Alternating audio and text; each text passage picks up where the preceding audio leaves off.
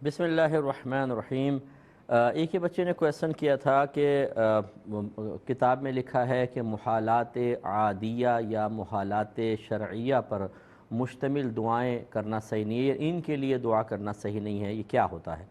देखें, सबसे पहले मुहाल समझ लें। मुहाल वो चीज़ होती है जिसका मारिज़ वजूद में आना मुमतन होता है, यानी वो कभी मारिज़ वजूद में नहीं आ सकती। जैसे एक इंसान है, वो गधा बन जाए, उसको गधा बना दें आप, या एक बहुत बड़ा सोने का पहाड़ जो ज़मीन से लेकर आसमान तक, ही आदतन ऐसा नहीं होता है कि इंसान गधे में बदल जाए और ज़मीन से आसमान तक पहाड़ बन जाए। ये मुहालात आदिया कहलाते हैं। और मुहालात शरइया वो कि जिनको शरीयत कहती है कि इसका वजूद नहीं हो सकता।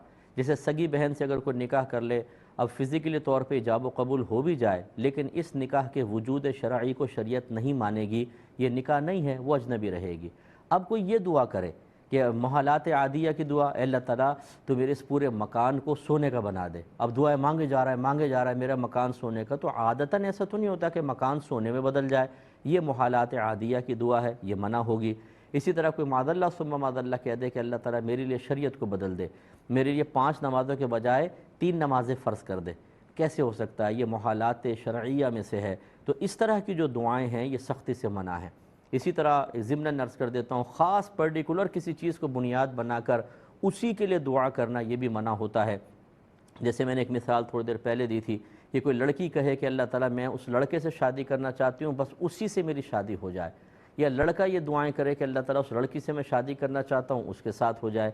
ये शरअन जायज़ नहीं है। यूँ कह सकते हैं कि अल्लाह ताला मैं उससे शादी करना चाहता हूँ, अगर तेरे इल्म में मेरा उससे शादी करना अज़ल से मुक़द्दर है तो मेरे लिए इसको आसान कर दे। बस इतना कह सकते हैं आप। फ़र्ज़ कर लीजिए, फ़र्ज़ कर लें आप एक लड़की से शादी करना चाहते हैं और वो भी आपको पसंद करती है, एक थर्ड पार्टी दुआ करती है अल्लाह ताला इस लड़की की शादी मुझसे हो जाए। बताइए आप चाहेंगे ये दुआ कबूल हो जाए उसकी?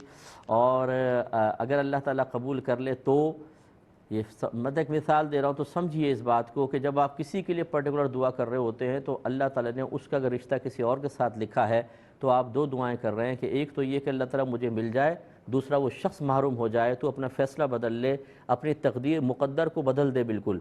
ये नहीं हो सकता है। तो इस तरह पर्टिकुलर ख़ास किसी चीज़ की दुआ करना ये मुनासिब नहीं होता। ये मतलब अगर मेरे हक़ में बेहतर है तो आसान कर दे, इस तरह की दुआएँ करनी चाहिए। एक इन्होंने कहा कि बहन